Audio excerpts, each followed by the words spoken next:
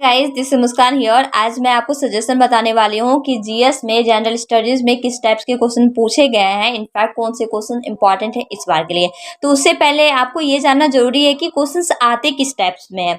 ये अगर आप जान लेते हैं कि उसका पैटर्न क्या होता है, तब आपको कहीं भी कोई प्रॉब्लम नहीं होगा। तो मैं आज क्वेश्चन पेपर लेके आई हूँ, 2023 का है, जीएस आर्ट्स वालों के लिए है।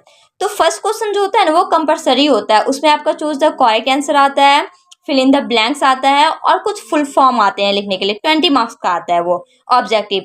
आफ्टर डेट आपका दो ग्रुप आता है, एक आता है ग्रुप ए और ग्रुप बी आता है। फर्स्ट नंबर आपका कंपलसरी होता है, जैसे कि 20 मार्क्स का होता है। ये 10 मार्क्स का आपका चूज द करेक्ट आंसर पूछा गया है।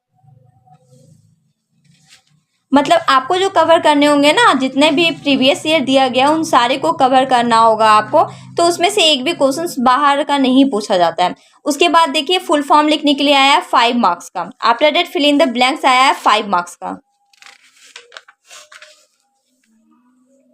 उसके बाद ग्रुप ए में कोई 2 क्वेश्चंस कवर करने होते हैं, जैसा कि यहाँ 20 मार्क्स का दिया गया तो कोई 2 आपको कवर करने होंगे, 40 मार्क्स का आएगा।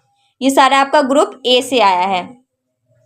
आफ्टर दैट ग्रुप बी से भी कोई 2 क्वेश्चंस आपको कवर करने होंगे। आपको जो भी समझ में आ रहा है, इजी लग रहा है, आप वो क्वेश्चंस बना सकते हैं। ये हो गया आपके 2023 में जो क्वेश्चन पूछा गया है जीएस में, आपका आर्ट्स वालों का है वो है। अब बात करते हैं बुक में आप कैसे कवर करेंगे। ये हो गया आपका जीएस का, आर्ट्स साइंस कॉमर्स तीनों का एक ही बुक में आता है। मैं पीछे से बात करती हूँ क्योंकि पीछे में आपका क्वेश्चन रिपीटेशन होता है।